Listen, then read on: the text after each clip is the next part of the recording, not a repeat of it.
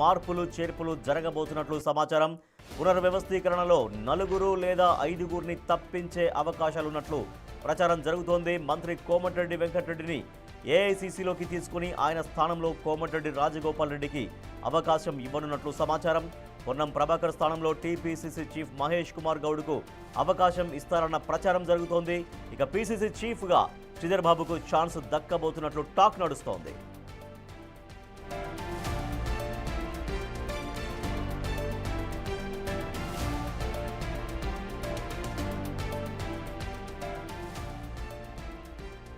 తెలంగాణ మంత్రివర్గాన్ని పునర్వ్యవస్థీకరించేందుకు కసరత్తులు సాగుతున్నట్టు తెలుస్తోంది. ఈ మేరకు మరో వారం 10 రోజుల్లోనే చాలా వరకు మార్పులు చేర్పులు జరగబోతున్నట్టుగా సమాచారం. కొంతమందిని మార్చి ఆ ప్లేస్లో ఇంకొకరిని మంత్రులుగా చేసే అవకాశం కనిపిస్తోంది.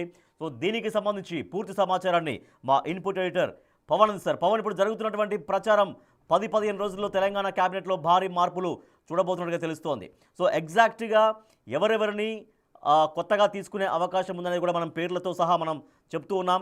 బట్ దీంట్లో ఎంతవరకు వాస్తవం ఉండే అవకాశం ఉంది, దీంట్లో కీలక మార్పులు చోటు చేసుకోవడం తెలంగాణ క్యాబినెట్లో ఖాయంగానే కనిపిస్తోందా?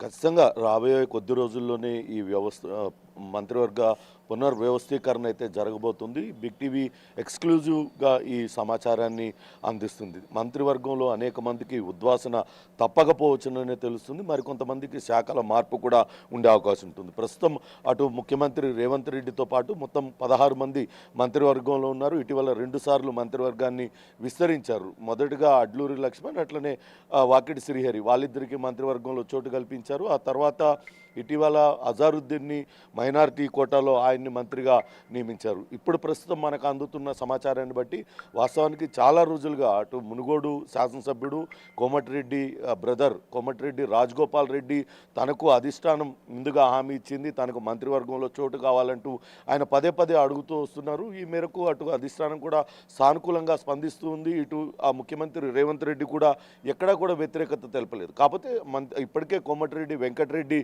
మంత్రిగా ఉన్నారు కాబట్టి అదొకటే ఆయనకు అడ్డంకిగా మారింది. దాంతో అటు పార్టీని ఇటు మంత్రివర్గాన్ని రెండింటినీ బలోపేతం చేసే దిశగా చర్యలు తీసుకోవడానికి ముఖ్యమంత్రి కసరత్తు చేస్తున్నట్లుగా తెలుస్తుంది. అటు కేంద్రంలోని అటు హైకమాండ్ ఆదేశాలతో కొన్ని మార్పులు చేర్పులు చేస్తున్నట్టుగా తెలుస్తుంది.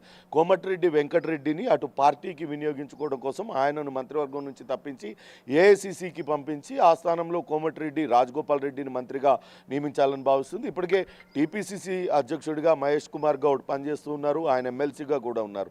ప్రస్తుతం ఆయన సామాజిక వర్గానికి సంబంధించిన పొన్నం ప్రభాకర్ మంత్రిగా కొనసాగుతున్నారు. పొన్నం ప్రభాకర్కు ఏఐసీసీ ప్రధాన కార్యదర్శిగా జాతీయ స్థాయిలో ఆయనకు ఎలివేషన్ ఇచ్చి ఆ స్థానంలో మంత్రిగా అదే సామాజిక వర్గానికి చెందిన పొన్నం ప్రభాకర్ని ఆయన తీసుకోవాలని భావిస్తున్నట్లుగా సమాచారం అవుతుంది. ప్రస్తుతం ఎక్సైజ్ శాఖ మంత్రిగా పనిచేస్తున్న జూపల్లిని అక్కడి నుంచి తప్పించే అవకాశం కనపడుతుంది. ఇక ఉమ్మడి రంగారెడ్డి జిల్లా నుంచి ఖచ్చితంగా మంత్రి పదవి కావాలంటూ పదే రంగారెడ్డి జిల్లా నేతలు కోరుతూ ఉన్నారు.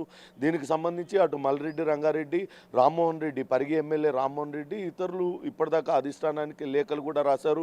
వాళ్ళకు మద్దతుగా అటు సీనియర్ నేత జానారెడ్డి సైతం రంగారెడ్డి జిల్లాకు చెందిన ఒక నేతకు ఇవ్వాలంటూ చెప్పారు. దాంతో మల్రెడ్డి రంగారెడ్డి ఈ రంగారెడ్డి జిల్లా సీనియర్ నేతగా ఉన్నారు. ప్రస్తుతం ఇబ్రహీంపట్నం శాసనసభ్యునిగా కొనసాగుతున్నారు. ఆయన్ని మంత్రివర్గంలో తీసుకునే అవకాశం కనపడుతుంది. ఇంకా కొండా సురేఖకు ఉద్వాసన తప్పదనే తెలుస్తుంది. ఆమెను తొలగించి ఆమె స్థానంలో మంత్రి ఉత్తమ్ కుమార్ రెడ్డి, ఆయన భార్య ప్రస్తుతం కోదాడ శాసనసభ్యురాలుగా కొనసాగుతున్నారు. పద్మావతి ఉత్తమ్ కుమార్ రెడ్డిని ఆమె స్థానంలో తీసుకోవాలని యోచిస్తున్నట్టుగా సమాచారం. ఒకవేళ పద్మావతి ఉత్తమ్ కుమార్ రెడ్డికి కాకుంటే ఆ స్థానంలో విజయశాంతిని తీసుకునే అవకాశం ఉంటుంది.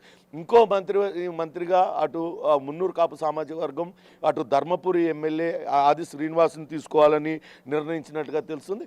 ఇంకా టీపీసీసీ అధ్యక్షుడిగా అటు బాధ్యతలు ప్రస్తుతం మహేష్ కుమార్ గౌడ్ నిర్వహిస్తున్నారు. ఆయన కనుక మంత్రివర్గంలో తీసుకుంటే టీపీసీసీ అధ్యక్షుడిగా ప్రస్తుతం శాసనసభ వ్యవహారాల శాఖ మంత్రి, ఐటీ శాఖ మంత్రి దుద్దిల్ల శ్రీధర్ బాబును ఆ పీసీసీ అధ్యక్షుడిగా నియమించాలన్న ఆలోచన కూడా అధిష్టానం చేస్తున్నట్టుగా తెలుస్తుంది. అయితే వారం 10 రోజుల్లో అని చెప్తున్నప్పటికీ ప్రస్తుతం పంచాయతీ ఎన్నికలు మనం చెప్తున్నట్టుగా మనం పేర్లతో సహా చెప్తున్నాం, చాలా స్పష్టంగా చెప్తున్నాం. బిగ్ టీవీ ఎక్స్క్లూజివ్గా డీటెయిల్స్ అందిస్తున్నారు మీరు కూడా. సో అంటే ఇంత భారీ స్థాయిలో ఇప్పుడు మనం చెప్తున్నట్టుగా టోటల్గా యాజ్ టీజ్గా జరిగితే కనుక టోటల్గా ఒక భారీ ప్రక్షాళన అని చెప్పొచ్చు రాష్ట్ర మంత్రివర్గ పునర్వ్యవస్థీకరణలో. సో ఎందుకు మరి అంటే కొంతమందిని తప్పించాలి అన్నటువంటి నిర్ణయానికి ఎందుకు రావాల్సి వచ్చింది? కారణాలు ఏం కనిపిస్తూ ఉన్నాయి?